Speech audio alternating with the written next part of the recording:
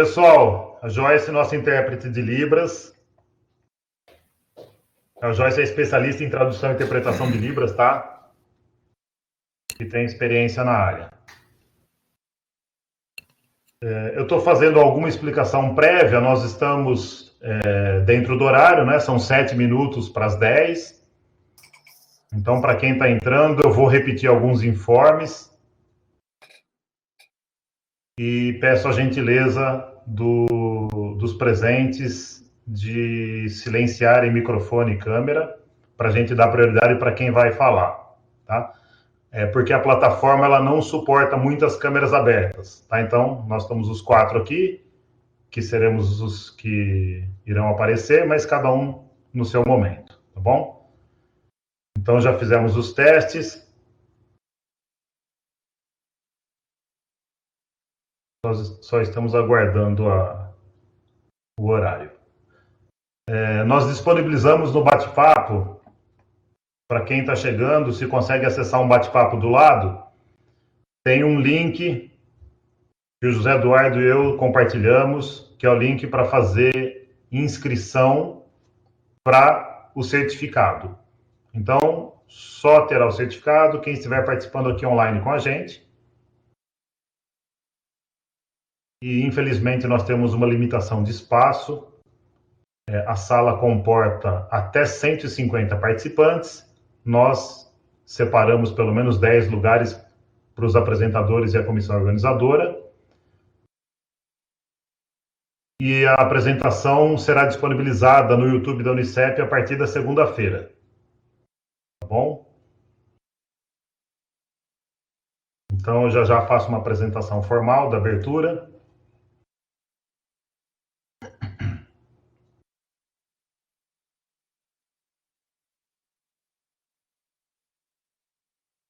Então, as perguntas ou as colocações de vocês que estão assistindo serão feitas no bate-papo, tá bom? Procurem ser econômicos, né, na hora de escrever ali, para o bate-papo não correr muito rápido, para a gente não perder alguma pergunta que porventura aconteça. As perguntas serão destinadas mais para o final, então eu vou explicar a dinâmica para vocês daqui a pouquinho.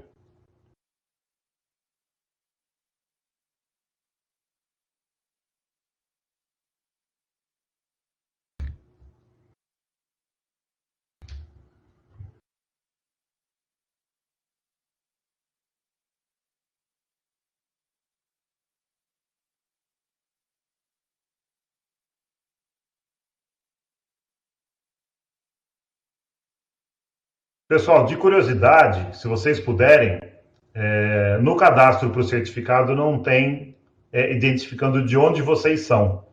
Mas se vocês quiserem se apresentar aí, de onde vocês são, cidade, estado, país, alguma coisa assim, para a gente fazer um levantamento aqui.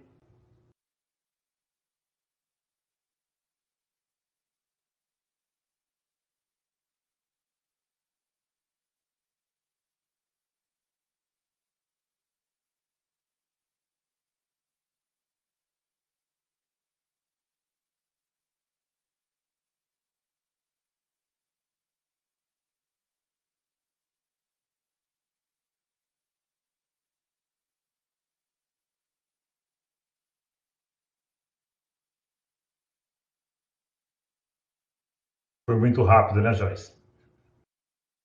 Não?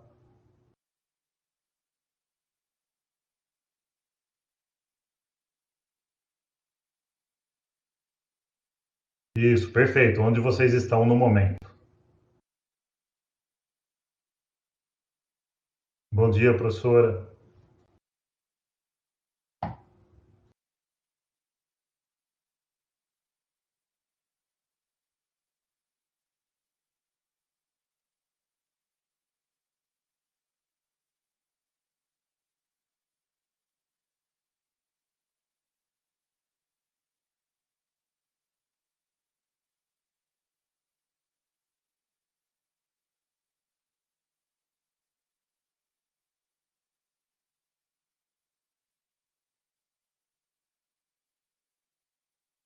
Rodrigo, você acabou indo para o consultório por questão de comodidade e silêncio, né? Mais tranquilo, né?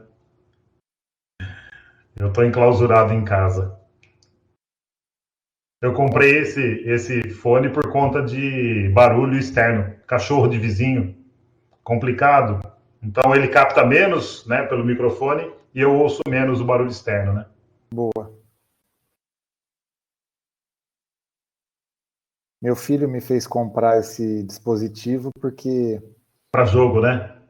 e também para participar das aulas, agora tudo, né, para poder interagir com os professores. E eu descobri também que eles fazem um grupo paralelo dos colegas de sala para, durante a aula, também fazerem alguns comentários paralelos. Então, o negócio é impressionante como a criançada se vira. Não Comentários é? não permitidos oficialmente. É verdade, É isso exatamente. aí.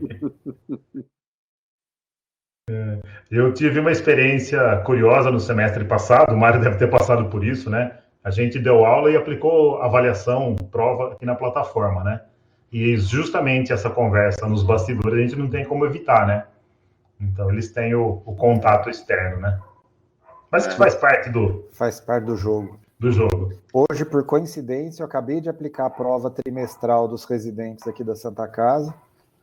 Ela teve duração de 1h10, é uma prova oral, feita nos moldes de como é a prova da nossa sociedade. Uhum. É apresentado um caso clínico e eles têm que,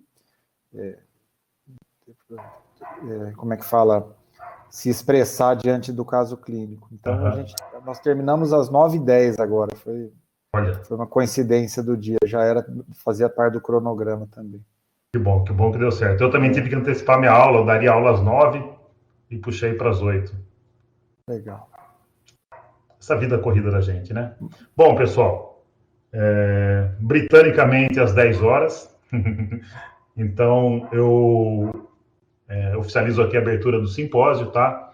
Bom dia a todos. Então, em nome da direção do Centro Universitário Central Paulista, agradeço a participação de todos, principalmente do Dr. Rodrigo, do Dr. Mário, que rapidamente aceitaram o nosso convite para esse formato diferente desse simpósio. Nós estamos na 14ª edição, né?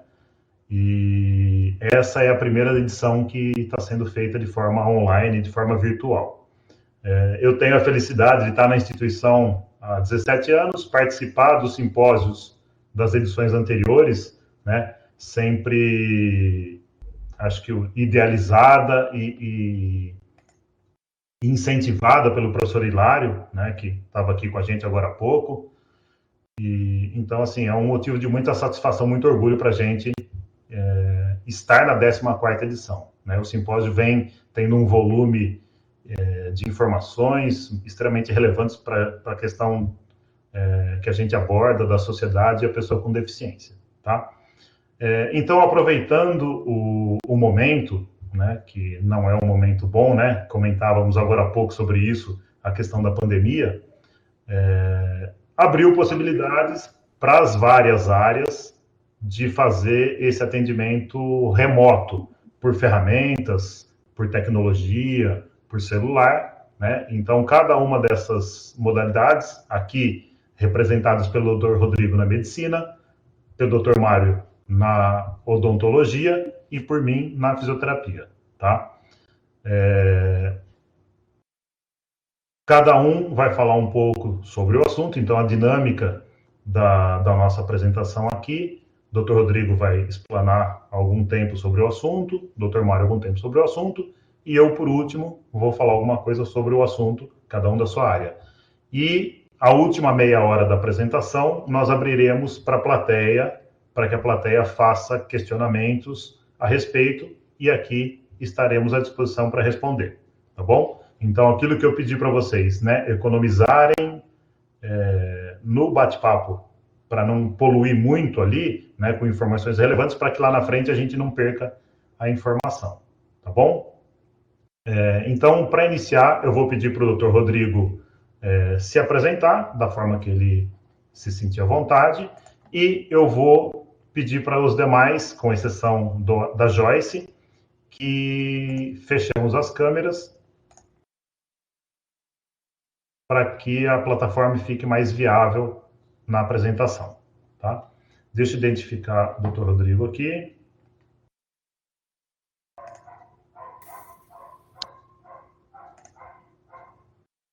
Rodrigo, está no seu comando. Tá ótimo. Bom dia a todos. Inicialmente, eu gostaria de agradecer a comissão organizadora pelo convite. Uma satisfação poder participar de um evento dessa magnitude. Meu nome é Rodrigo Bezerra de Menezes Raif. Eu sou docente do curso de medicina da UFSCar e coordeno o programa de residência em ortopedia da Santa Casa de São Carlos. Como audiodescrição, eu estou aqui hoje no meu consultório, na minha sala de atendimento, um lugar mais tranquilo para participar dessa atividade. Eu tenho meus cabelos grisalhos e uma barba grisalha rala, e uso um óculos de leitura e, nesse momento, uma camisa azul de listras. Muito bem.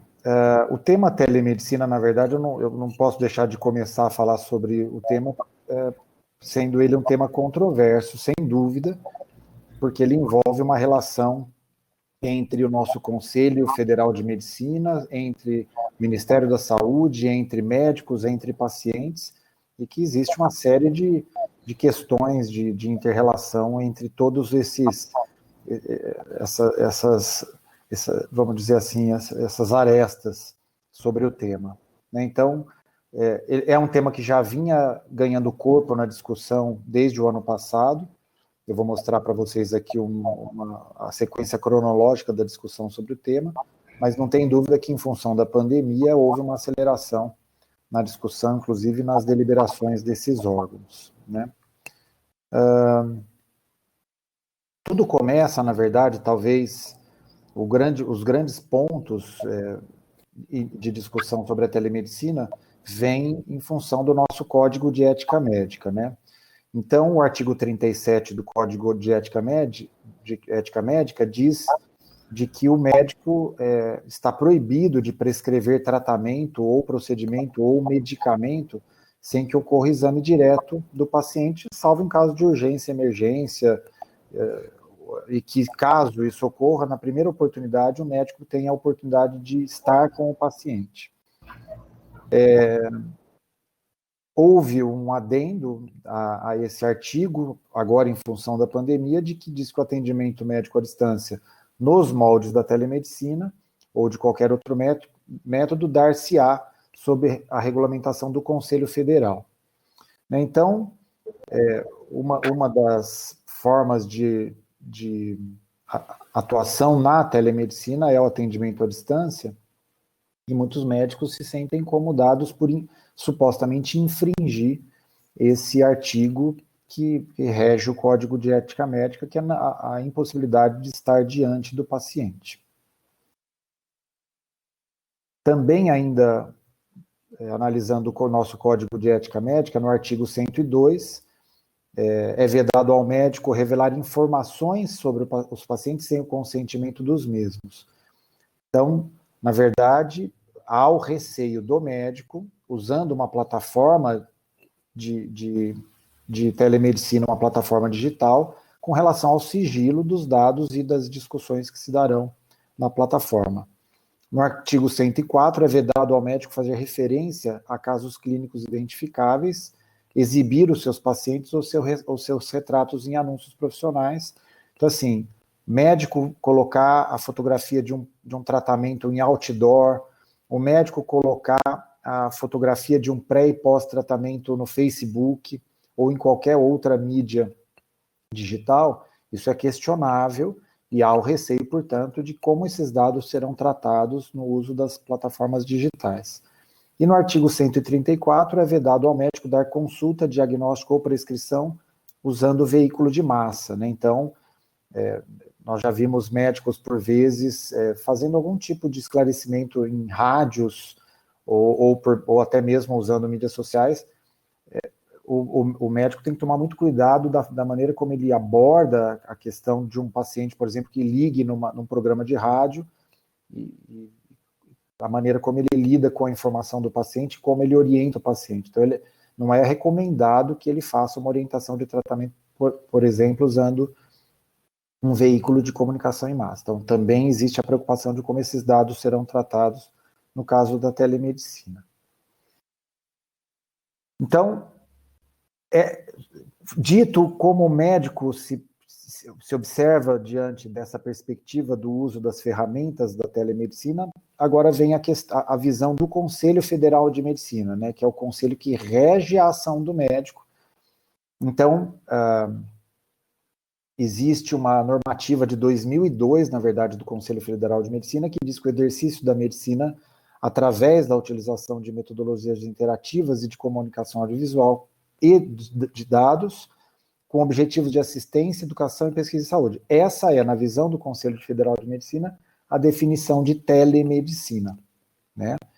E em 2018, foi feita toda uma discussão a respeito da forma de como atuar usando a telemedicina, e uma resolução que foi publicada em 6 de fevereiro de 2019, definindo e disciplinando a telemedicina como forma de prestação de serviços, mas um mês depois essa resolução foi revogada, porque entendeu-se que ela foi feita às pressas, sem a devida discussão sobre segurança, sobre direitos, deveres, responsabilidades, etc. E tal. Nessa época, inclusive, questionou-se se teria havido um lobby de empresas interessadas em explorar esse filão, vamos dizer assim, do trabalho médico de uma maneira comercial, né? Se teria havido um lobby para acelerar essa discussão junto ao Conselho. O fato é que foi revogada um mês depois. E em 2020, agora, no dia 19 de março de 2020, aí sim, em função da pandemia, o Conselho Federal de Medicina decidiu aperfeiçoar a eficiência dos serviços médicos prestados em caráter de excepcionalidade, enquanto durar a batalha do contágio da Covid, reconhecer a possibilidade e eticidade da utilização da telemedicina, além daquilo que se dispunha na resolução de 2002. Então, quer dizer, na verdade, nós ficamos desde 2002 até 2018 sem que houvesse uma discussão a respeito do tema. Em 2018 teve início, houve a publicação em 2019, em fevereiro, revogada um mês depois, nada mais foi publicado desde então, e agora, finalmente, em março, essa resolução do Conselho Federal de Medicina, sugerindo que essa ferramenta pudesse ser usada em teleorientação para pacientes em isolamento, telemonitoramento, ou seja, a monitorização supervisionada de parâmetros do paciente, e a teleinterconsulta, que é a troca de opiniões entre médicos. E com relação ao Ministério da Saúde, existe um decreto de 17 de maio de 2019, que foi posterior àquela publicação do Conselho Federal de Medicina, que reconheceu a telemedicina como uma opção interessante na quebra de barreiras geográficas, redução de custos no atendimento à saúde, redução de filas e redução do deslocamento. Então, naquele momento, o Ministério da Saúde também apontou para esses aspectos positivos da telemedicina. E, finalmente, agora, o Ministério da Saúde também publicou, em 15 de abril de 2020, uma disposição entendendo que a telemedicina é o exercício da medicina mediado por tecnologias para fim de assistência, pesquisa, prevenção de doenças e lesões e promoção de saúde, devendo o médico informar ao paciente as limitações inerentes ao uso dessa ferramenta, tendo em vista a impossibilidade da realização do exame físico durante a consulta, né? Então, a consulta médica é caracterizada pela anamnese, que é a retirada da história do problema, e a oportunidade de realizar o exame físico e, quando necessário, a utilização de exames complementares. Por mais que as sociedades médicas estejam tentando desenvolver estratégias de viabilizar a possibilidade de realização de um exame físico à distância, virtual, isso nós sabemos que não substitui integralmente o exame físico presencial. A telemedicina no mundo ela já é debatida desde 1993, com a criação de uma sociedade americana para a regulamentação da telemedicina, e houve um consenso em um evento realizado em Tel Aviv, que gerou o que é conhecido como Declaração de Tel Aviv, que diz que, independente do sistema utilizado, os princípios de ética médica nunca devem ser comprometidos, que são o sigilo, a confidencialidade, a privacidade e o consentimento do paciente, independente de qual seja a ferramenta. E, na verdade, se a gente for imaginar, muitas vezes eu posso dizer que eu mesmo já vinha praticando alguns conceitos do que hoje entende-se por telemedicina, mesmo sem saber. Com o advento, por exemplo, da ferramenta do WhatsApp no celular, era muito frequente eu dar orientações aos meus pacientes operados, por exemplo, sobre cuidados com a ferida operatória, ou até mesmo tirar dúvidas dos pacientes por meio de mensagens de WhatsApp. Isso já era feito, poderia ser até questionável num certo momento do passado, porque não haveria regulamentação e eu poderia inferir naquela questão do sigilo, nós não sabemos até que ponto essas ferramentas têm garantia de sigilo, mas o fato é que nós já realizávamos algo nesse sentido. Hoje nós temos, quando nós realizamos exames complementares de imagem, as próprias clínicas de imagem já disponibilizam links para que eu faça o acesso às imagens à distância. Então, sem saber, na verdade, nós já estávamos praticando alguns dos pontos do que hoje entende-se que hoje, na verdade, existe o termo telesaúde, na verdade.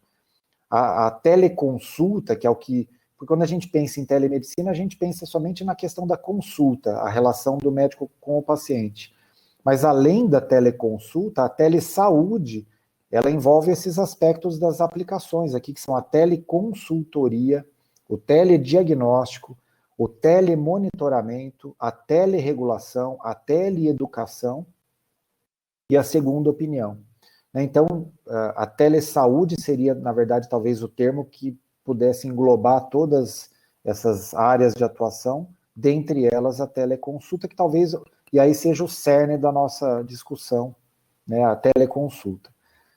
Na visão do paciente, eu só, talvez, desde que respeitadas as questões de sigilo, eu só vejo benefícios.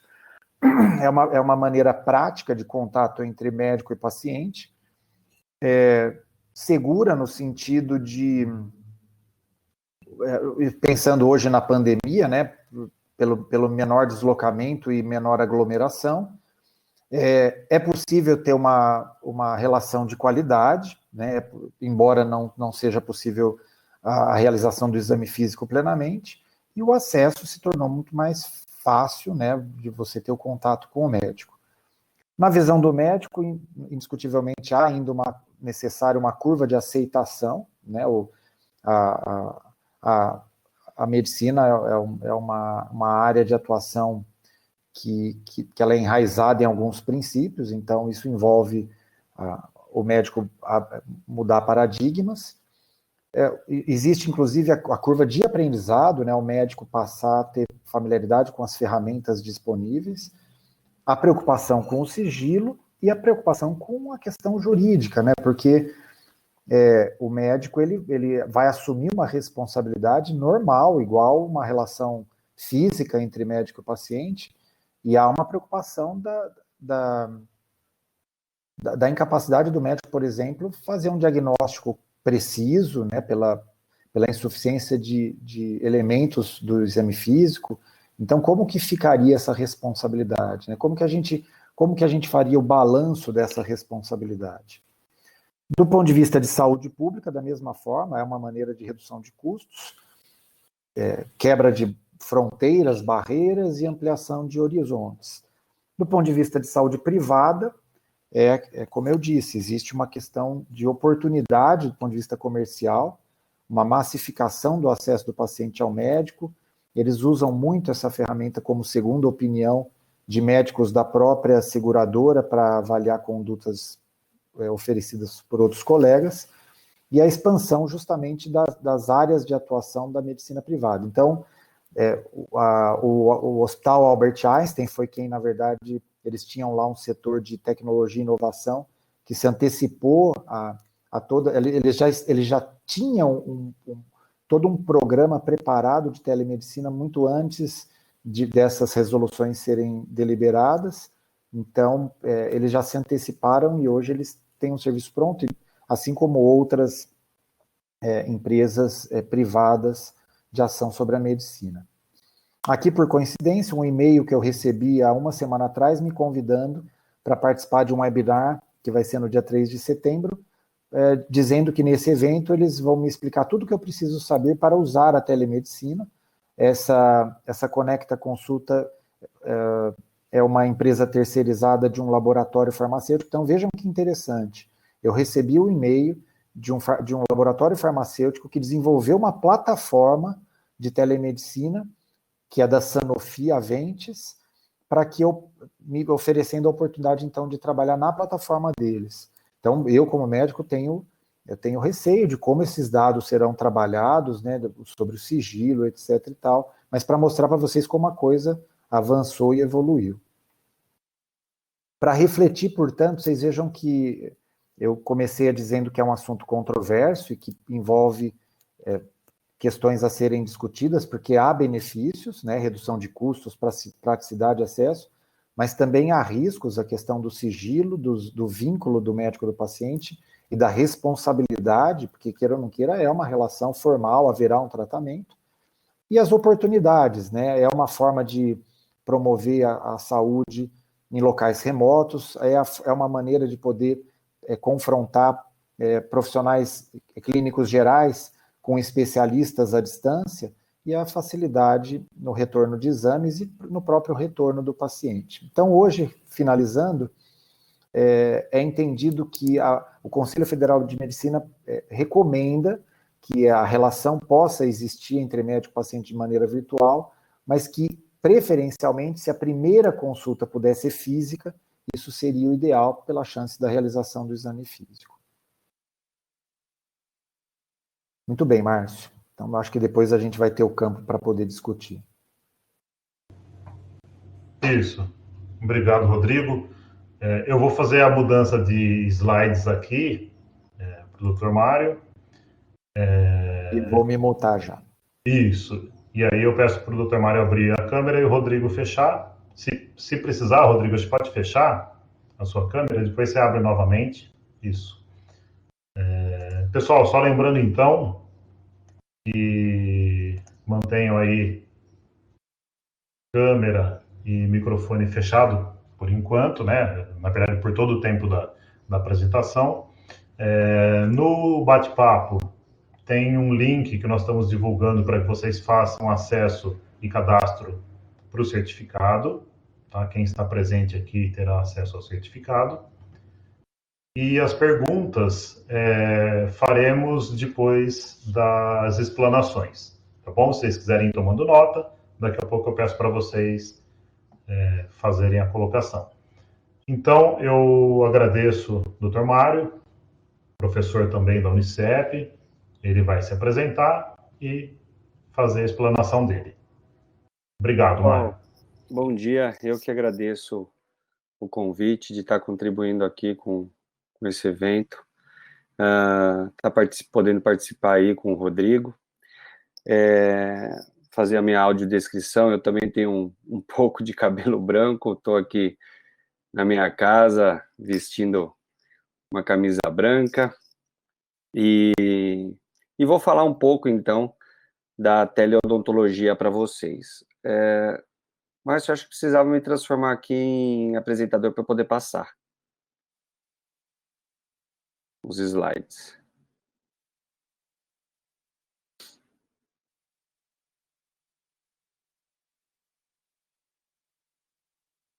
Isso, joia. Obrigado. Bom, eu sou graduado pela Faculdade de Odontologia de Araraquara, na Unesp, onde eu tive a oportunidade também de fazer meu doutorado lá. E antes do doutorado, eu fiz a minha especialização em cirurgia bucomaxilofacial na Santa Casa de Piracicaba. E hoje, eu ministro as disciplinas de cirurgia 1 e 2 da Unicep, tenho um grande prazer em fazer parte dessa equipe, né, uma instituição que investe bastante na parte de ensino para os alunos, e fazer parte do corpo docente também dos cursos de especialização, tanto em Araraquara quanto aqui em São Carlos. Falando agora especificamente, pessoal, da teleodontologia, me ocorreu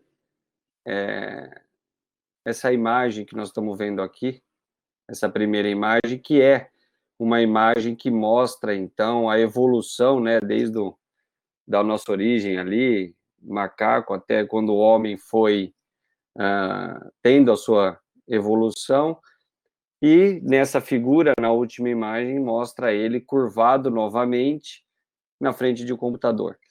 E há alguns anos, muito se questionava que essa segunda imagem aqui, onde você tem uma família sentada no sofá, cada um com seu dispositivo eletrônico, se falava muito de distanciamento social, se falava muito de perda de contato entre as pessoas, por conta do uso dessas ferramentas de trabalho ou de ferramentas de lazer, seja o computador, seja o celular.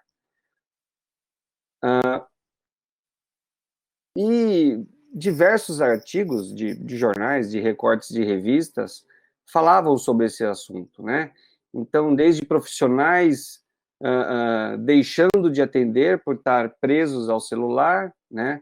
O uso de telefonia isolando cada vez mais as pessoas, e hoje, totalmente o contrário, olhando essa mesma tecnologia, fazendo com que ela aproxime as pessoas.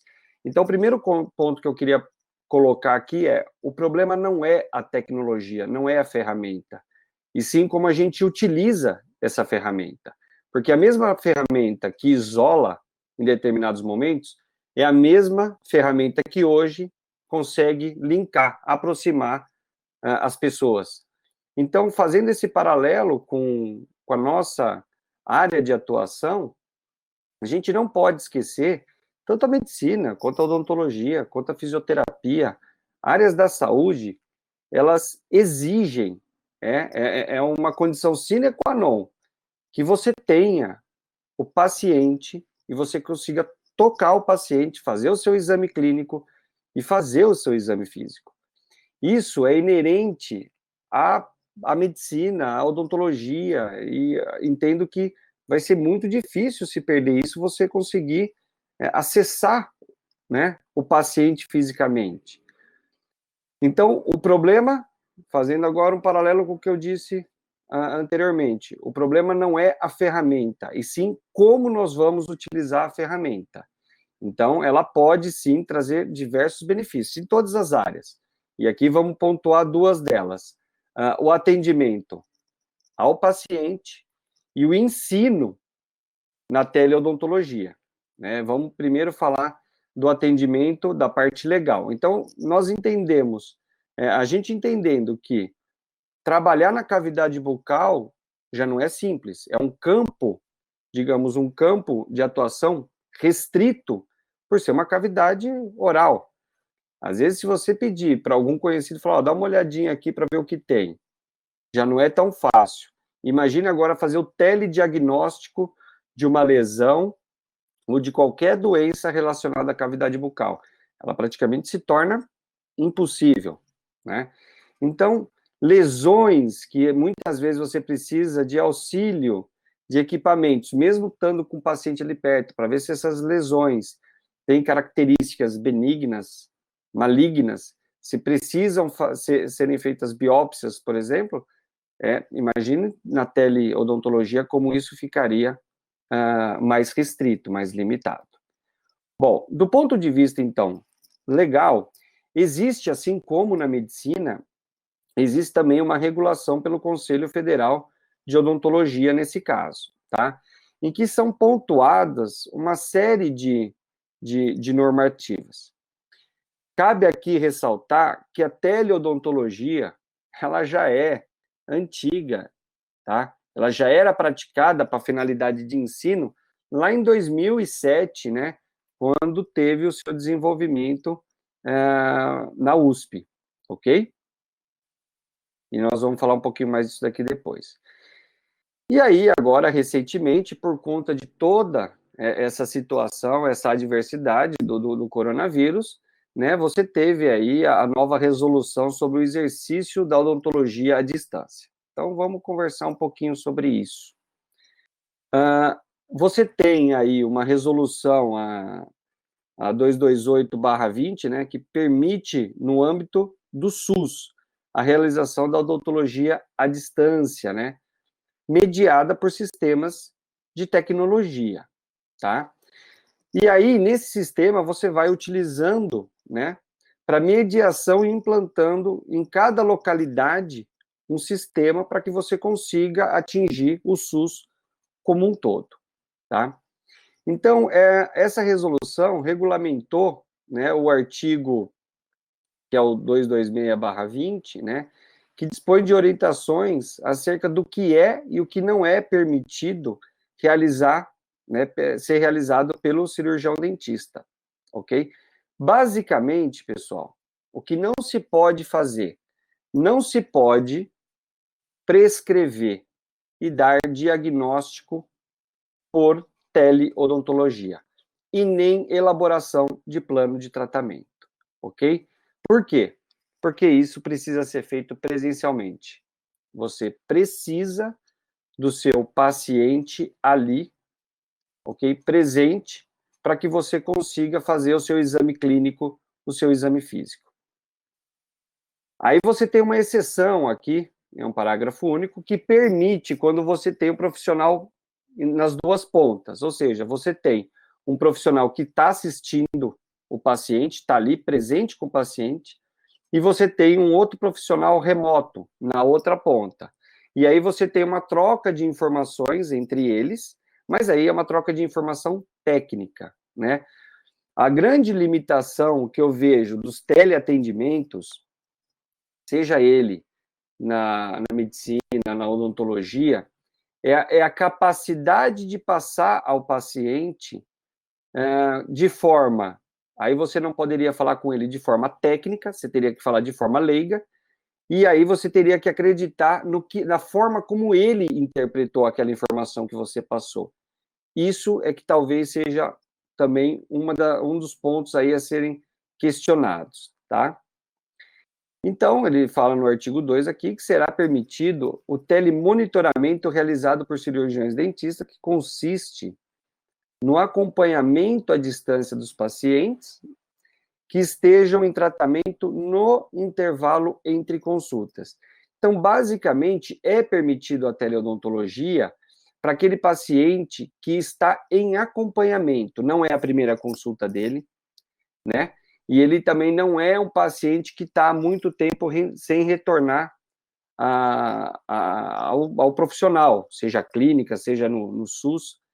Então, você pode fazer um acompanhamento desse paciente. Então, você tem o prontuário, isso deve ser registrado no prontuário do paciente, porque aí, como o professor Rodrigo falou, você tem uma limitação, você tem um questionamento aí legal, né? Tudo isso precisa ser legalizado. Então, você precisa fazer uma anotação. E quando você migra para uma plataforma digital, aí você fica preocupado um pouco com o sigilo que esses exames, que essas evoluções vão ter, ok? Que são as anotações que nós temos. Sem falar que a anamnese, o questionário de saúde, ele é totalmente sigiloso, é uma informação entre profissional e paciente, é uma relação estritamente sigilosa. E a partir do momento que você disponibiliza isso numa plataforma, nós sabemos hoje do risco de hackeamento, você não sabe a segurança digital que essa plataforma vai ter. E se esses dados se perdem, quem é o responsável por ter inserido esses dados na plataforma? Talvez aí seja um ponto de questionamento. Então, não logicamente, crucificando o teleatendimento, claro que não, mas lembrando, como eu expliquei e fiz analogia, é a forma como nós vamos utilizar e aí a segurança que isso pode dar. Será que o paciente talvez não precise permitir que nós utilizemos esse tipo de plataforma, e aí ele ter a ciência e concordar com os riscos em conjunto com, né, com o profissional que está assistindo esse paciente? E aqui ele coloca um destaque que é vedado às operadoras de planos odontológicos e demais pessoas jurídicas a veiculação de publicidade e propaganda utilizando o termo teleodontologia. Indiscutivelmente, nós não vamos ter a partir dessa pandemia, e isso já vinha acontecendo, mas de forma mais lenta, essas transformações foram catalisadas, elas foram aceleradas depois dessa pandemia. Então, muito do que nós fazíamos hoje presencialmente, do ponto de vista agora de ensino, por exemplo, nós não vamos mais fazer, tá? Porque uma série de protocolos vão ser criados, não sei nem se os congressos presenciais vão existir na mesma frequência com que existiam, porque as plataformas se desenvolvem, as pessoas não teriam que gastar com viagens, hospedagem, para estar falando, para estar assistindo, muitas vezes, o que pode ser feito remotamente com muita qualidade. Então, agora aqui nós vamos pontuar, que nem eu disse, uma segunda parte, que é de ensino. Sabendo que nós temos que ter o paciente, é indispensável o profissional olhar o paciente, tocar o paciente, conversar, esse contato humano é inerente ao atendimento na área de saúde, é indispensável, não se discute isso. Então, o ensino também vai ter que ter isso.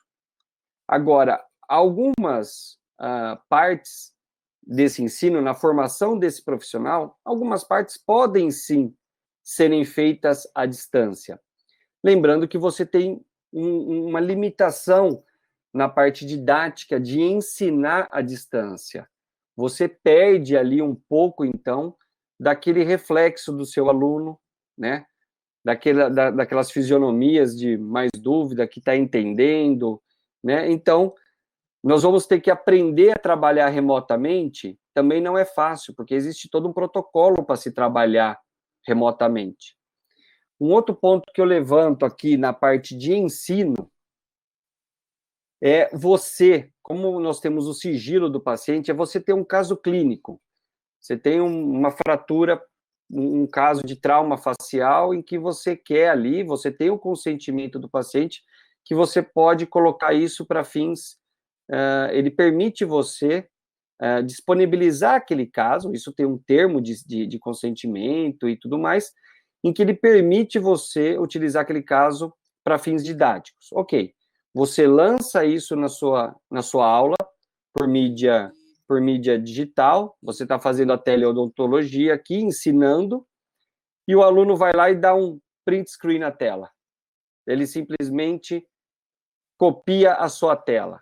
E aí ele posta aquela imagem na rede social dele. Olha lá, assistindo aula, como é que a gente fica nesse ponto? Por quê?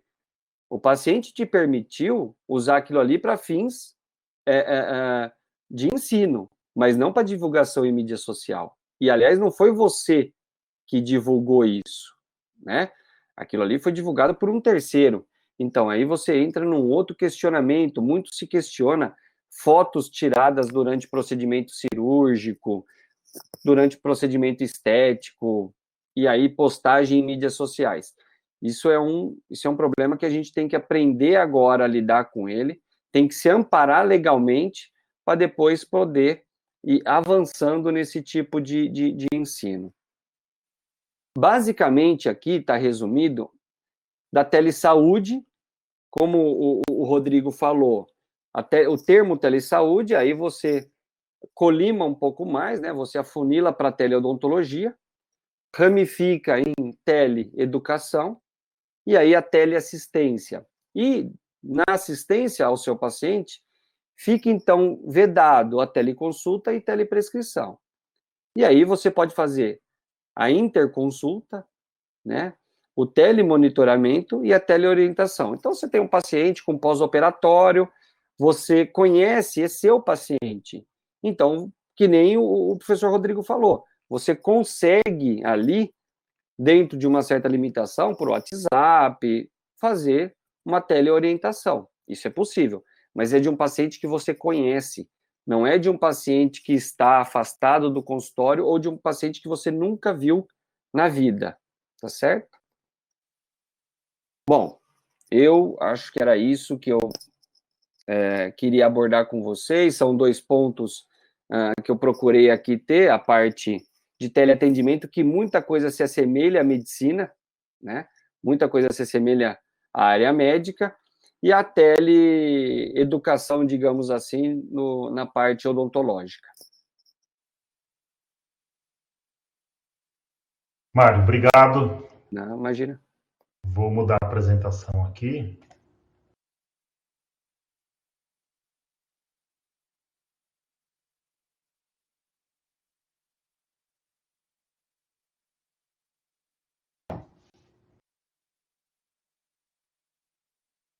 Isso. E agora eu faço uma explanação sobre a telereabilitação, que é vinculado à fisioterapia.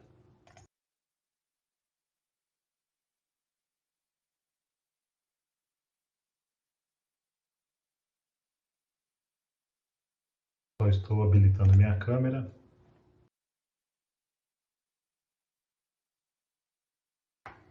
Olá, pessoal. Bom dia novamente. Eu não tinha aparecido. Eu sou Márcio. Sou professor da Unicep, como eu disse no início, há pelo menos 17 anos, professor há mais de 25, fisioterapeuta. Sou graduado pela Universidade Federal de São Carlos, fiz mestrado também na Universidade Federal de São Carlos e fiz doutorado pela Faculdade de Medicina da USP de Ribeirão Preto e também tudo relacionado à área de fisioterapia e reabilitação. Eu acabei colocando aqui para vocês os meus contatos, então eu vou descrevê-los e aí eu me descrevo na sequência, tá? Então, meu e-mail, guaratinemarcio@gmail.com, meu Instagram, prof, abreviado, sem o ponto, prof. Márcio Guaratini, e hoje eu tenho usado o Telegram como meio de comunicação alternativo ao WhatsApp. Vocês me encontram por lá usando @Márcio Inocentini Guaratini, que é meu nome completo, todo junto e com as iniciais maiúsculas, tá? Então, eu sou branco, também como Rodrigo e Mário, os cabelos já começam a branquear. Estou com uma camisa polo rosa e ao fundo, meu armário de livros, o escritório aqui de casa, tá? Estou com o fone do Galvão Bueno para melhorar a captação de som aqui e não pegar o ruído externo. O que eu vou contar para vocês aqui já ficou muito claro na apresentação do Dr. Rodrigo Tormário, porque o conceito telesaúde ele é um conceito que abrange todas as áreas que nós estamos conversando. Algumas particularidades para cada uma delas, e eu vou tentar trazer essas particularidades aqui. Eu vi que nós temos já perguntas, e depois a gente talvez tenha que fazer lá na frente, né, Miron? Para a gente retomar, tentar abordar isso que você está perguntando. E aqui, só para agradecer a presença da Simone, que já foi presencial no nosso simpósio em Dubai, o professor João Virgílio, a Daniela Caburro, a professora Maria Cristina, os nossos alunos da Unicep, dos diferentes cursos, alunos de outras instituições e demais profissionais e pessoas que estão assistindo, tá? Agradeço imensamente a presença de vocês. Aqui, a telereabilitação ela é dividida em 3 pontos, como o Dr. Rodrigo já fez a separação lá, então eu não vou também gastar muito tempo com as explicações, eu vou reservar mais tempo para a gente discutir ao final. Mas são divididos em 3 pontos que a gente chama de telereabilitação. A teleconsulta, tá, que seria a consulta propriamente dita, o telemonitoramento, que seria o acompanhamento à distância de um paciente que deveria ter sido previamente avaliado pelo profissional, né, como o Dr. Rodrigo colocou, né, que tem que ter uma avaliação presencial para depois o acompanhamento, e um terceiro ponto, que é a teleconsultoria, que seria a comunicação entre os profissionais, tá? E já aproveitando, como também foi falado pelo Dr. Rodrigo e pelo Dr. Mário, são coisas que nós já praticávamos com algum receio, né, por não ter um amparo legal, apesar que na fisioterapia não há um amparo legal propriamente dito, eu vou explicar já já para vocês, mas é comum nós, colegas profissionais, e quantas vezes eu não tive oportunidade de fazer contato com o Dr. Rodrigo, discutir um caso clínico, ou com outro colega, e isso a gente já praticava sem ter uma regulamentação adequada. Apesar de todo o receio, a gente fazia esse tipo de acompanhamento. Aqui, vocês veem que a publicação no Diário Oficial da Medicina, por resolução do Conselho Federal, foi no dia 19 de março, se não me falha a memória, o Dr. Rodrigo falou. A nossa vem na publicação no dia 23, ou seja, ela veio no dia seguinte, na resolução no dia 20 de março desse ano, que dispõe a suspensão de 2 artigos. Então, depois o Rodrigo me corrija se eu estiver errado, mas para ficar claro, não é que a telereabilitação foi regulamentada. Houve uma suspensão temporária de 2 artigos que proibiam o atendimento não presencial. Então, isso foi suspenso temporariamente. Isso era uma coisa que não é permitido para o profissional. E a não cobrança de honorários por uma consulta ou por um atendimento. Então, por conta da pandemia, desde a questão econômica, como já foi colocado, e por questão do não presencial também por conta da pandemia, o Conselho Federal fez uma suspensão temporária. Ou seja, essa suspensão ela pode ser revogada a qualquer momento, tá? Porém, diferente da medicina e da odontologia, que estão mais organizados há mais tempo, a fisioterapia ainda não tem regulamentação clara sobre o telemonitoramento, a teleconsulta e a telereabilitação propriamente dita, tá? Então, isso faz com que a gente tenha algumas inseguranças, algumas questões que serão colocadas aí mais para frente. A prestação de serviço de um profissional de fisioterapia, ela pode acontecer de 2 formas, tá? Ela pode acontecer de forma síncrona e de forma assíncrona. Então, eu estou tentando levantar alguns aspectos que não foram abordados nas outras apresentações para complementar, tá bom? Então, quando a gente fala numa abordagem síncrona, é o que nós estamos fazendo aqui. Em tempo real, eu estou falando com o paciente e avaliando o paciente, propondo estratégias, orientações. E uma estratégia assíncrona seria uma estratégia que, após uma avaliação presencial, por exemplo, eu possa prescrever estratégias, exercícios, orientações em tempo não real. Tá bom? Então, são 2 coisas que são permitidas no atual momento. Eu também levanto aqui coisas que já foram faladas, mas olhando para um aspecto mais específico aqui da fisioterapia, quando nós falamos do ponto de vista do paciente, nós identificamos, às vezes, uma desmotivação, uma insatisfação do paciente por não estar sendo tocado. Tá vendo? As profissões, né, as áreas da saúde, essas que nós estamos conversando, elas são essencialmente. E fisioterapia é mão, é contato. Tá? Então, ele não está sendo manipulado pelas mãos do profissional. Ele não está sendo tratado de forma adequada. Tá? Então, aqui a gente já faz um raciocínio, que são as 2 preocupações que foram colocadas anteriormente. O tratamento, ele não pode ser efetivo, tá? Não tem como ser efetivo se não houver o contato profissional, né, o contato físico.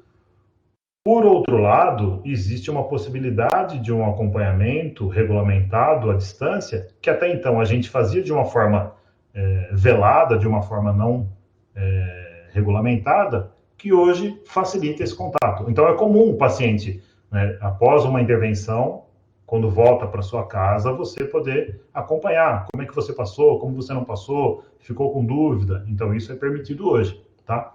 Para os profissionais, o atendimento veio para ocupar o lugar do atendimento presencial? Esse é um receio que muito profissional coloca, né? Como foi colocado também antes de mim, sobre a oportunidade de alguns profissionais fazerem o mau uso disso, tá? Então, não, o atendimento presencial nunca será ocupado por um atendimento remoto.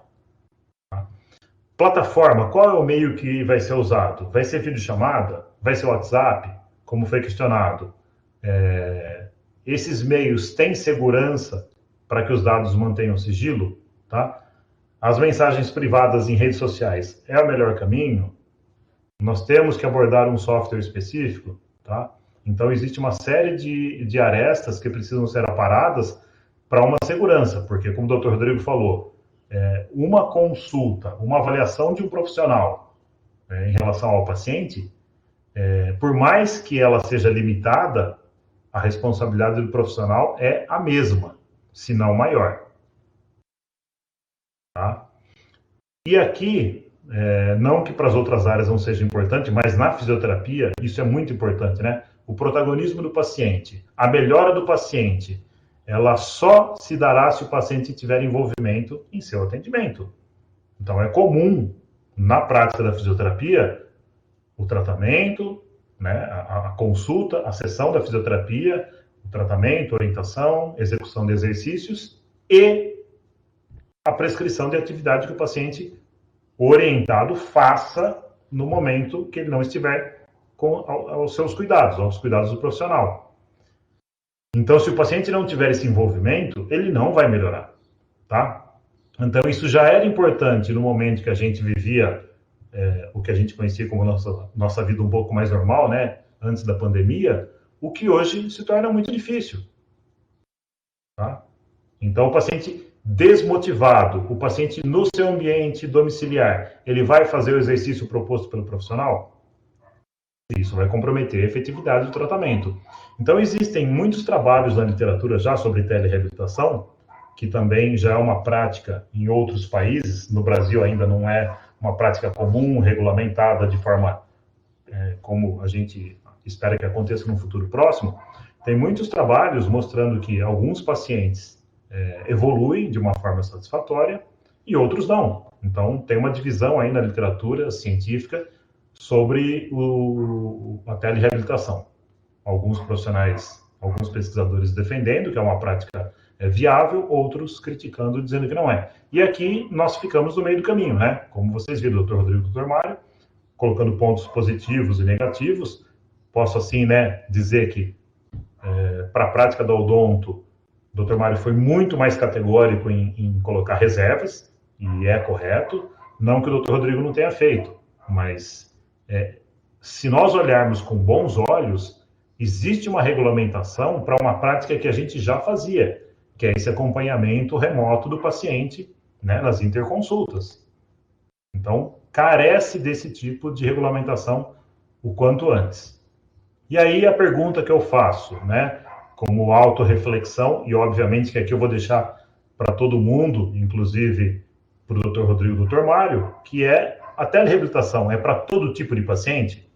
Né? Apesar da especificidade da especialidade de cada um de nós, mas pensando de forma geral, a teleconsulta, né, a telemedicina, a teleodontologia, a telereabilitação, é para qualquer tipo de paciente? Falo isso em termos de patologia, em termos de entendimento do paciente, aqui pensando em pessoas com deficiência, né? Aqui nós contamos com a presença da Joyce para fazer a interpretação em Libras, mas eu não perguntei, nós fizemos uma audiodescrição no início, mas um paciente cego, ou qualquer outro tipo de deficiência que possa, porventura, apresentar. Esse paciente, ele consegue, mesmo com uma tecnologia, né, com uma mediação de tecnologia, ter acesso a esse tipo de benefício? Então, é para todo mundo, tá? A telereabilitação é para todo tipo de profissional, e aqui eu tenho certeza, né, que tanto o Rodrigo quanto o Mário também concordam. Não é para qualquer profissional, eu digo no sentido de experiência, tá? Não é para um profissional que não tem experiência, não tem malícia, traquejo, experiência clínica. tá? Porque é necessário muito bom senso. Muito bom senso. Então, isso também tem que ser uma questão de regulamentação. Lógico que aqui entraríamos numa discussão muito mais detalhada, que isso seria discriminativo, né? Ah, então profissionais com até 5 anos de formado não podem exercer. Assim, fica muito mais a critério do profissional entender a sua limitação, e nesse tempo de pandemia, eu tive a oportunidade de fazer alguns atendimentos, né, inclusive do professor Hilário, e conversar com outros colegas para discutir caso. Eu encaminhei pacientes para colegas, fisioterapeutas, que eu julguei que não seria viável um atendimento não presencial, tá? Por conta da minha correria, por conta da minha reserva em relação à pandemia. E eu passei e discutia com esse colega profissional. Então, eu tentei usar do bom senso e dizer da minha limitação, seja ela técnica, seja ela por questão de presença, e eu acho que isso é extremamente importante, tá?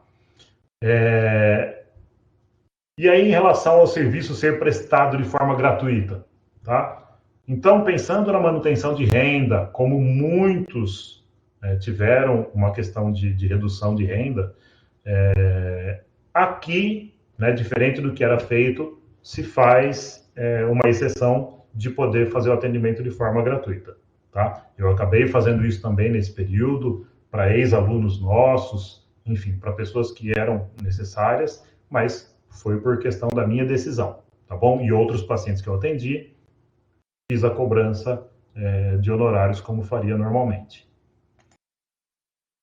E aqui é uma das perguntas que eu também deixo para vocês e tentaremos responder, né, junto com a opinião do Rodrigo e do Mário, que é a questão do valor do teleatendimento, tá? Então, eu já percebi que o paciente, ele tem a impressão de que, como é por telefone, não é sério, não tem custo. E aí dá a impressão que ele não acha que deva pagar, tá? Então, acho que isso tem que ser claro, né? Como o Rodrigo falou na apresentação dele, o paciente tem que estar ciente de acordo, né? O Mário também confirmou isso, e aqui é a mesma coisa. Então, para você entrar num envolvimento de relação profissional-paciente, você tem que deixar claro se você vai cobrar ou não, se o paciente está de acordo ou não, tá? Também não dá para a gente entrar aqui em detalhes do tipo, ah, mas o paciente está à distância, não tem como obrigar ele a pagar, né? Seriam coisas muito alheias aí ao nosso controle. E eu queria também entender se depois tanto o Rodrigo quanto o Mário podem também responder para a gente a questão de convênio. O convênio entende o teleatendimento e ele remunera essa consulta? Né? Então, era uma das perguntas que eu gostaria de deixar depois. E aí, principalmente na fisioterapia, uma coisa que tem me deixado muito preocupado, como vocês ouviram do Dr. Rodrigo, ele é responsável pela residência da ortopedia na Santa Casa e docente da Universidade Federal. Então, lá com os residentes, eles são médicos que estão em período de residência. Eles podem, profissionalmente, fazer uma teleconsulta. Na minha prática, eu tenho alunos de estágio dentro da escola que estão sob minha supervisão. E aí, uma das coisas que eu questionei o Conselho Regional, e essa semana eu tive a informação de forma, por escrito, né, de forma oficial, não há regulamentação nas práticas de ensino. Essas regulamentações que eu estou colocando aqui para vocês, elas dizem respeito somente a profissionais, tá? Então, nossos alunos de graduação, eles não podem fazer atendimento remoto. A gente vinha pensando em estabelecer esse tipo de estratégia, mas não é possível. Então, também deixo tanto para Rodrigo e para Mário fazer colocações, caso julguem necessário. Tá bom? Então, eu pretendia finalizar a minha fala com algumas perguntas já e abrir para que ambos comecem a responder e que vocês possam agora começar a formalizar as perguntas de vocês. Tá bom? Então, eu vou deixar esse slide aqui por questão dos contatos, depois Se alguém precisar dos contatos do Rodrigo e do Mário, eu também peço para eles colocarem os contatos deles. Tanto o Rodrigo quanto o Mário, vocês concordam com a colocação da experiência profissional, a questão de qualquer paciente pode ser paciente, essas questões que eu fiz? Fiquem à vontade para falar. Rodrigo já liberou o microfone, então fique à vontade para falar. Márcio, então, eu estava vendo no chat, né, existe uma pergunta que eu identifiquei feita, que seria quais seriam os benefícios esperados dessa ferramenta para os pacientes, né? Então, isso é uma questão, uma pergunta. Outra pergunta é o que você fez em relação à remuneração, né? Então, hoje, vocês viram que na minha apresentação eu mostrei um e-mail que eu recebi daquele grupo Sanofi Conecta, que na verdade é uma plataforma desenvolvida pela indústria farmacêutica para viabilizar essa relação do médico com o paciente, inclusive com a cobrança, ou seja, o paciente ele acessa a plataforma, a ele é dado uma orientação de transferência bancária, ele faz a transferência caracterizando o pagamento da consulta, isso gera um link de acesso e por meio desse link ele vai se conectar com o médico. Então isso seria um modelo de remuneração numa relação privada entre médico e paciente. E a outra questão de remuneração são seguradoras de saúde, né, planos de saúde, em que algumas startups estão oferecendo justamente o desenvolvimento de uma plataforma, por exemplo, a Sul América Saúde. Então, existe uma startup chamada Amparo, que ela criou uma plataforma para que os usuários da Sul América tenham acesso a um pool de médicos previamente cadastrados para teleatendimento. Então, isso já está acontecendo. Essa que é a questão, isso já está acontecendo. E aí, na verdade, não há remuneração direta entre paciente e médico. A startup Amparo, ela cobra dos pacientes um plano, por exemplo, de somente acesso à telemedicina, e depois ela faz a remuneração para o médico nos termos que eles acordarem, entendeu? Então, isso está acontecendo com a anuência do paciente, entendendo essa oportunidade, e do médico idem, né? Obviamente que é um custo menor, porque não demanda estrutura, o médico ele vai fazer o atendimento no seu espaço,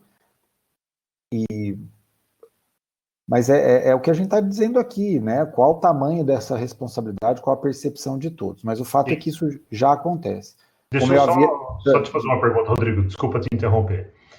Você está dizendo que o valor da consulta ela tem um valor menor por conta do espaço e etc. Existe uma tabela de honorários? Existe uma regulamentação para isso? Na verdade,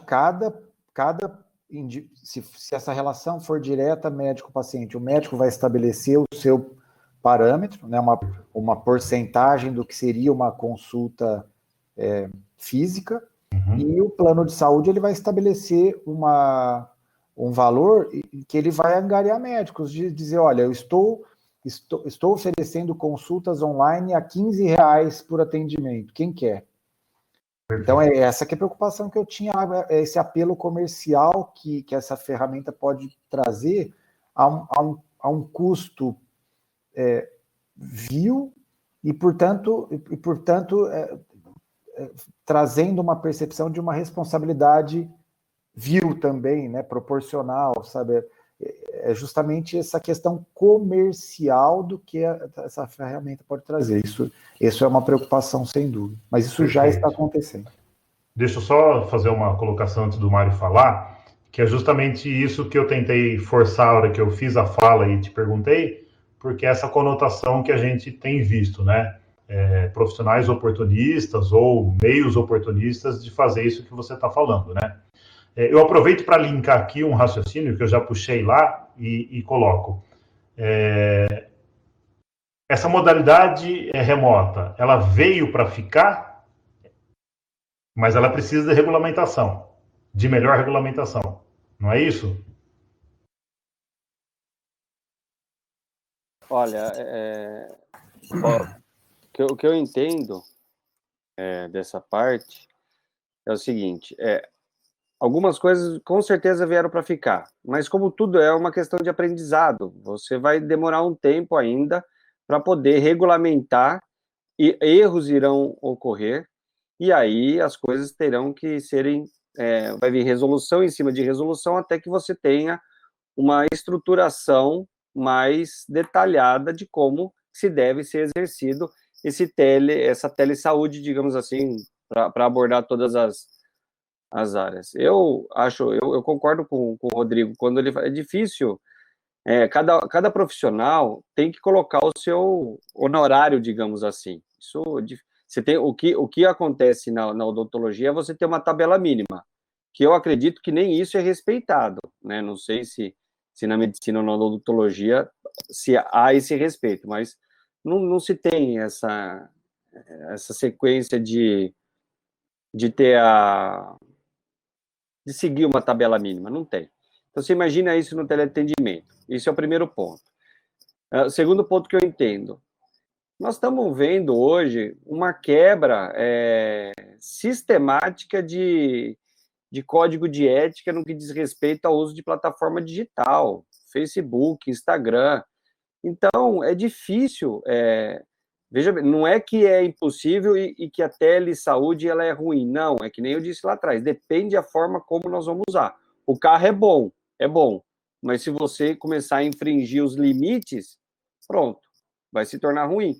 Então, tudo precisa aí, bom senso é complicado. Hoje em dia nós estamos vendo que bom senso é complicado, né? Você fala de distanciamento social e bom senso é difícil você estabelecer parâmetros. Então esse vai ser mais uma tecnologia que nós vamos aprender com ela e com o tempo nós vamos ver o que vai dar certo, o que vai dar errado e vamos afinando o discurso. O meu entendimento é esse, mas que é preciso ter um desenvolvimento da telesaúde, é preciso e necessário. Agora, como nós vamos fazer, isso eu acredito que a gente tem que aprender ainda. Rodrigo, fica à vontade para complementar, tá? Eu vou dar um exemplo até prático, porque eu comentei que o Hospital Albert Einstein já se antecipou na criação de plataformas e equipes médicas e de enfermeiras. Então, veja, imagine que eu tenho um caso aqui em São Carlos, da minha área, né, da ortopedia, e que é um caso não muito usual, que eu gostaria de ter a opinião de um ultra especialista na área, né? Hoje, o Albert Einstein, por exemplo, ele me permitiria, então, por meio do pagamento de uma taxa, acessar um dos profissionais médicos da instituição, me dando uma consultoria especializada, por exemplo. Em que eu tenho uma conversa de médico com médico, respeitando os limites ou a segurança de dados, vamos dizer assim. Então, assim, esse é um lado positivo, né, de inter-relação médico-médico e tal. E que, na verdade, como que a gente vinha fazendo até então, na verdade, eu acabava utilizando meus colegas de época de faculdade ou de residência, em que muitas vezes eu entrava em conta. Isso é muito comum, né? O médico procura um colega que tenha uma especialidade mais aprofundada e você liga para ele, manda uma foto da radiografia e pergunta a opinião dele. Isso é muito comum. Mas o fato é que agora parece que as coisas vão ficar... haverá essa possibilidade, inclusive, quando você não tiver o médico amigo, vamos dizer. Isso não é uma relação médico-médico. O Mário comentou sobre, ou você nos perguntou, Márcio, sobre o desejo do paciente se sentir tocado, né? Você sabe que é curioso como, na verdade, o paciente ele tem diferentes desejos. Muitas vezes ele tem o desejo de ser orientado imediatamente. Ele tem uma necessidade, ele fala, não, eu quero ser orientado agora, não importa do jeito que for, mesmo sabendo que eu possa ter uma abordagem não completa. Então, para o paciente, eu vejo que ele vê essa oportunidade como positiva, de poder ter acesso ao médico que pelo menos dá uma opinião para ele, sabendo que as limitações. E aí ele abre mão, portanto, do desejo de ser tocado para ter apenas uma orientação. Isso é muito comum, E, bom, e finalmente falando sobre uma pergunta que eu comentei sobre os benefícios, então assim, não tem dúvida que no caso de um paciente que tenha dificuldade de locomoção, que tenha foi muito comum agora na pandemia, pacientes idosos que me pediam eles me pediam, eu quero ser consultada virtualmente, eu não quero ir até o seu consultório para evitar o contato com outras pessoas, eu não quero sair de casa por segurança, então eles pediam. Então, eu vejo esse lado positivo de facilitar também a vida do paciente. Mas, em contrapartida, existe tudo isso que a gente conversou, que não só tem que ser regulamentado, como também precisa ser melhor trabalhado, né? Questão, e volto a pontuar, sigilo de dados e a questão do exame físico, que é crucial, né? E aquela história do primeiro encontro, no mínimo, que seja feito de forma física. Perfeito. Mário, você quer complementar alguma coisa em relação à sua experiência de aspectos positivos e negativos e de relação com, como o Rodrigo colocou, de pessoas com dificuldade de locomoção, com alguma deficiência? Na verdade, curiosamente, hoje, de manhã, a hora que eu acordei, eu estava fazendo teleodontologia, estava com um colega de outra cidade, que ele mandou as imagens de um caso e falou, olha, está acontecendo isso, isso, isso e isso. Então, que nem o Rodrigo falou, isso a gente já fazia, já faz com certa frequência de conversar com colegas que a gente conhece e confia na formação, para ter, às vezes, uma segunda opinião, ou às vezes até mesmo uma opinião de uma pessoa mais especializada. Isso é feito, assim, diariamente, isso é sempre. Para pessoas com deficiência, eu acho que abre um campo gigantesco, a acessibilidade aumenta demais. Agora, obviamente que nós vamos ter as limitações, o que nós vamos fazer é melhorar, né, a tecnologia para chegar até essas pessoas. Imagine, se eu não me engano, acho que o Rodrigo pode até ajudar nisso, eu acho que até o Sírio e o Einstein têm esses teleatendimentos até dentro mesmo de UTIs para dar assistência, digamos assim, a outros colegas em localidades mais remotas, né? Não é isso, Rodrigo? Na verdade, eu sei que eles já haviam se preparado para isso, eu confesso, agora não tem dúvida que isso já está acontecendo, porque foi regulamentado. Mas o que acontecia, na verdade, era justamente essa assessoria técnica, exatamente isso. Então, você tem um médico nos confins, com uma necessidade técnica, e você poder contar com essa assessoria, quando eu disse lá, então, no final da minha apresentação, que isso abria horizontes, né? Podendo, enfim, mas há o interesse comercial, né, da instituição em oferecer, é mais uma prestação de serviço, na verdade. Agora, existem pacientes, por exemplo, na nossa área, pacientes com problemas de locomoção, pacientes com problemas neurológicos, em que o trânsito dele até o consultório fica limitado. Dentro de algumas exceções, você consegue hoje auxiliar o paciente, mas eu acredito que assim, é um caminho sem volta, nós vamos ter a telesaúde cada vez mais desenvolvida. Até isso acontecer, veja, a gente não tem nem a regulação direito o marco regulatório da internet, a gente ainda não tem isso totalmente um parâmetro definido. Então, a telemedicina, a teleodontologia, a fisioterapia, a telesaúde vai passar ainda alguns anos por uma regulação, e aí nós vamos aprender essa nova ferramenta, que ela é assim, não tem mais volta. E eu acho que ela vai democratizar, né, o acesso a muitos pacientes. Lembrando que a gente não pode perder, no meu ponto de vista, o entendimento, que nem o Rodrigo falou, a primeira consulta, ela é crucial. Se você diagnostica errado, você vai tratar errado. Não tem outro caminho. Eu só vou aproveitar aqui o relato, na verdade, a Daniela Caburro, artista plástica, acabou de colocar no bate-papo aqui, que ela, no caso tetraplégica, o atendimento remoto está sendo ótimo, né? Então, ela é relato de que alguns pacientes se beneficiam disso, né? Então, assim, do jeito que nós estamos conversando, eu estou entendendo que a consulta prévia, ela é obrigatória, né?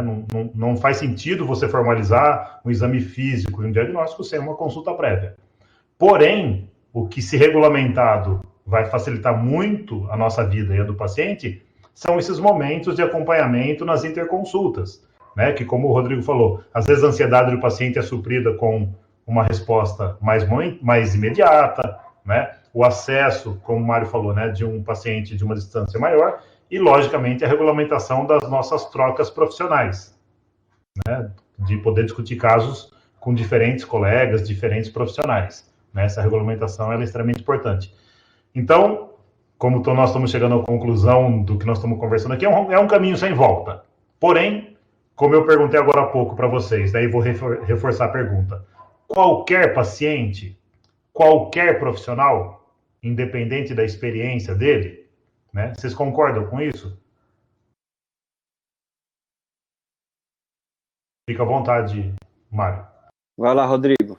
Não, eu acho que extrapola, na verdade, a vida física, né? Qualquer paciente, qualquer relação entre um X paciente e um Y médico na vida física também tem as suas nuances, e isso vai simplesmente extrapolar para a relação virtual. Então, na verdade, é só uma extrapolação, na minha opinião, na verdade. Tá, e você acha que a teleconsulta ela pode ser feita por um profissional inexperiente ou isso exigiria alguma experiência? Então vamos lá, vamos tentar. Seria interessante até a gente entender que o profissional, para usar essa ferramenta, poderia receber um treinamento, por exemplo, né? Um treinamento, tanto treinamento técnico, né, para ele saber interpretar certas peculiaridades. Pode ser que isso se torne até uma disciplina de graduação, quem sabe, no futuro. Mas, e não tem dúvida, o profissional vai ter que ter uma sensibilidade diferente, ele vai ter que ter um rigor de manipulação de dados diferente, mas isso está longe, talvez. Eu não vejo isso nesse momento, até porque eu vejo o contrário, né? Voltando para essa questão comercial, que sinceramente o meu grande medo é esse, né? É o uso comercial da ferramenta. Então, quais são os médicos que se prestam a poder trabalhar para uma medicina de grupo oferecendo esse serviço? Os recém-formados. São aqueles médicos que ainda não estão inseridos no mercado e que veem uma oportunidade de trabalho, né? Porque o plano de saúde vai oferecer uma remuneração menor, porque é justamente o que a gente está falando, é uma ferramenta que ele não precisa ter consultório, por exemplo. Então é um recém-formado que não precisou investir num consultório e que vai ficar na sala da casa dele trabalhando. Então, respondendo a sua pergunta, é muito provável que esse seja o perfil do médico, e, portanto, é um médico ainda sem muita bagagem, né, de vida e de experiência prática, né, profissional. Dá a impressão que, como eu falei, né, que por ser por telefone, que nem você falou, na sala da casa dele, dá a impressão de já que eu ofereço menos, eu posso cobrar menos, né? Então vai acostumando, acomodando nisso, né? É exato. E aí eu estava forçando a pergunta, mas você já captou a mensagem, justamente isso, né? O futuro talvez seja a inserção desses conteúdos nas grades curriculares, né? Acho que essa é uma tendência de futuro, né? Exato. Tá? Mário, fica à vontade. Eu vou na mesma linha do Rodrigo. Agora, como eu disse, é o caminho sem volta. Isso vai ser colocado em grade curricular? Com certeza. A pandemia só catalisou a velocidade com que isso vai acontecer. o ponto, e aí o ponto-chave que eu vejo, também é que o Rodrigo falou, é que se você tem esse serviço feito por recém-formado, logicamente, a vivência dele clínica, a rodagem, é muito menor. Então, você já tem a limitação, que é a distância, né, o teleatendimento. Você já tem essa limitação. Coloca aí mais um viés, que às vezes é a falta de vivência do profissional. Então, aí talvez, aí a gente tem que voltar em como nós vamos usar essa ferramenta. Porque dependendo de como a gente utilizar, nós vamos ter resultados pífios ou resultados muito bons. Depende de como nós vamos trabalhar isso, né?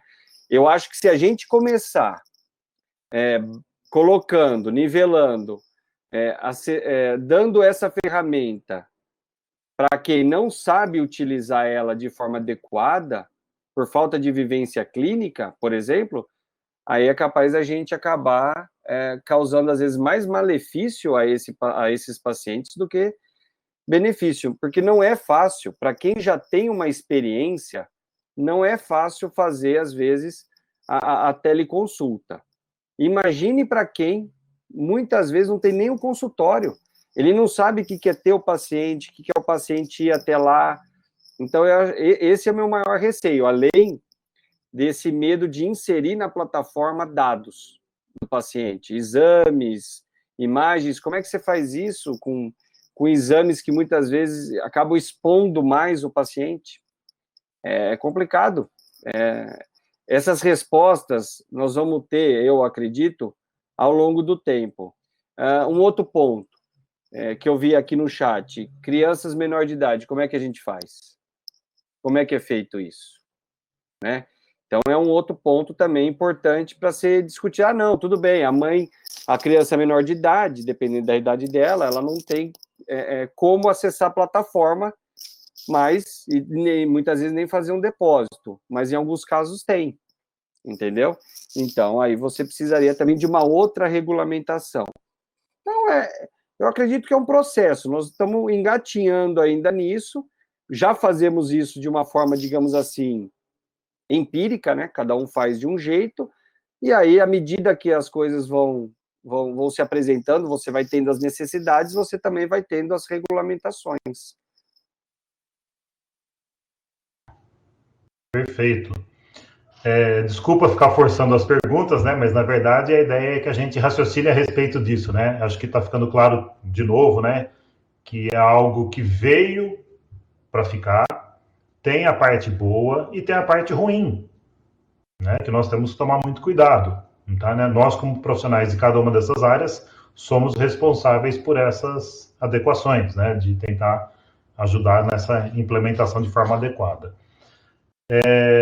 Eu vou chamar a atenção de vocês que estão assistindo, que são 11h20, então 10 minutos nós temos ainda aqui. A preocupação maior é que a abertura da plataforma, da sala virtual que nós estamos usando, ela tem limite de tempo e vocês sabem que, dando tempo, ela vai encerrar, tá? Então, não gostaria que a gente encerrasse todo mundo sendo dispensado da sala de forma não combinada, tá bom? Então, eu vou abrir aqui para mais alguma pergunta. Se vocês tiverem alguma colocação enquanto isso, nós vamos analisar aqui o bate-papo, tá? Então, fiquem à vontade para explanar alguma coisa que, porventura, vocês ainda queiram falar, tá bom?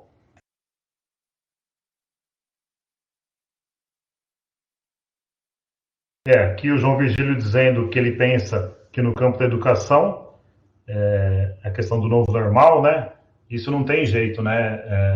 A educação também, né? Não é só o atendimento, não é o foco nosso aqui, mas ele está totalmente envolvido, que foi uma das questões que eu abordei lá no final, né? Sobre o aluno de graduação de fisioterapia estar sendo envolvido nos teleatendimentos, mas ele não ser permitido por regulamentação profissional ainda. É uma transformação, né? Acho que o meio, a distância que nós estamos vivendo daqui para frente é essa transformação que ninguém sabe qual é, né? Que nós temos que ter um olhar mais cauteloso, mais calmo e de novo, reforçando para não ser redundante, né?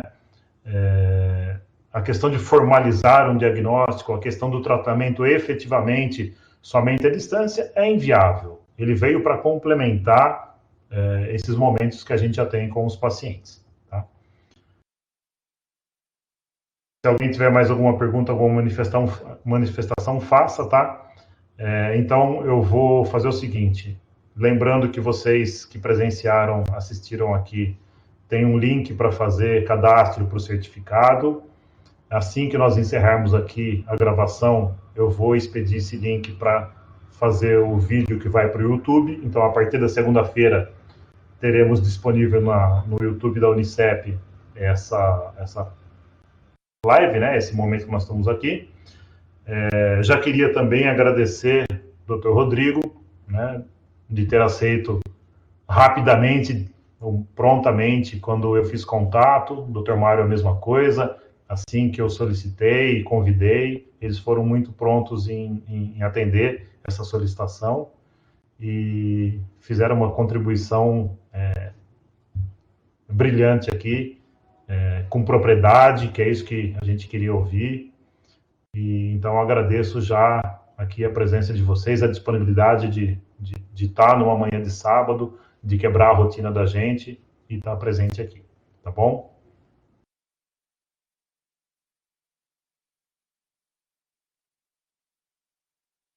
Eu agradeço a oportunidade de poder discutir com o Márcio e com o Mário, e também com a participação de todos, né? Essas perguntas, esse é um tema realmente que é extremamente relevante e que foi uma grande oportunidade poder ter sido convidado para falar sobre esse tema. Obviamente não é a minha especialidade, mas eu sou um usuário em potencial dentro daquilo do que essas ferramentas puderem me trazer de melhor, né? Agora mesmo, à tarde, eu fiz uma cirurgia em uma senhora que eu vou avaliar o curativo dela na casa dela, pelo fato da cirurgia ela está envolvida com uma limitação de locomoção da paciente. Mas ao longo da semana, o filho dela me enviou fotos da incisão cirúrgica e do curativo diariamente por WhatsApp.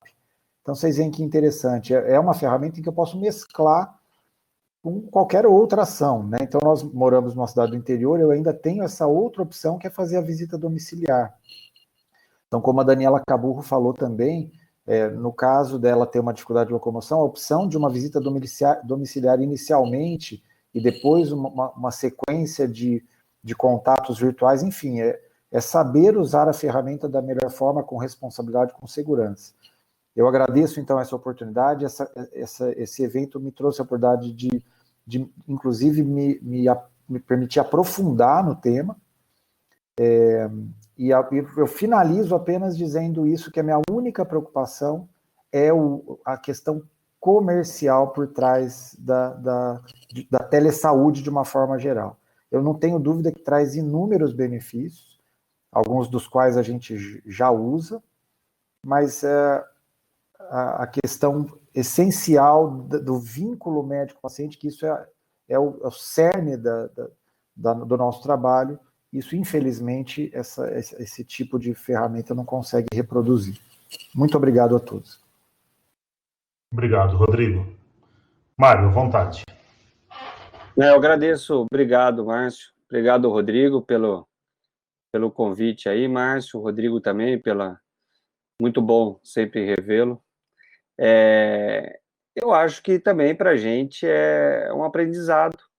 Veio para ficar, né? É muito bom contribuir. Esse tipo de discussão faz com que a gente aprenda, né, sobre diversos assuntos, enxergue a visão do paciente, a visão dos profissionais, a visão dos colegas que trabalham com isso. E acredito que assim nós vamos aprender. Nós estamos engatinhando ainda nesse tipo de tecnologia, como usar da melhor forma. Embora a gente use, mas talvez a gente esteja usando assim, amanhã nós vamos perceber que nós estamos usando 10% dessa tecnologia, porque ela vai se transformar numa coisa muito maior, né? Porque a parte de informática, ela evolui muito rápido.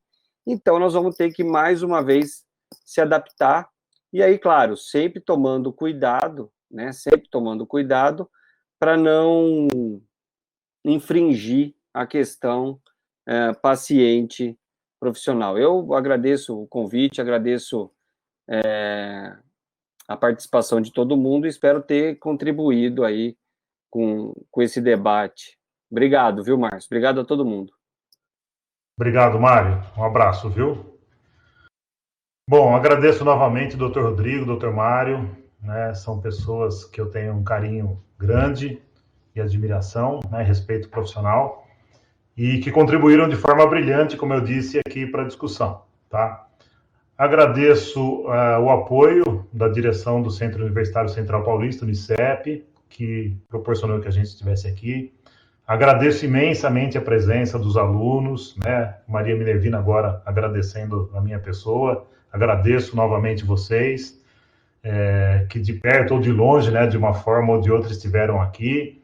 A professora Maria Cristina, que está presente, o professor João Virgílio, a Joyce, que nos ajudou bastante, tá?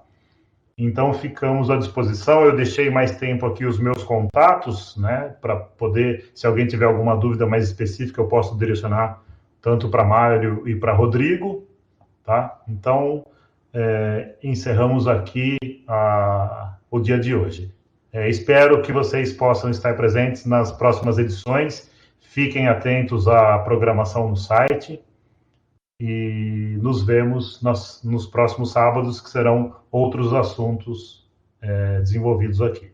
Tá bom, pessoal? Muito obrigado, bom final de semana a todos, e estou à disposição caso precisem de algo.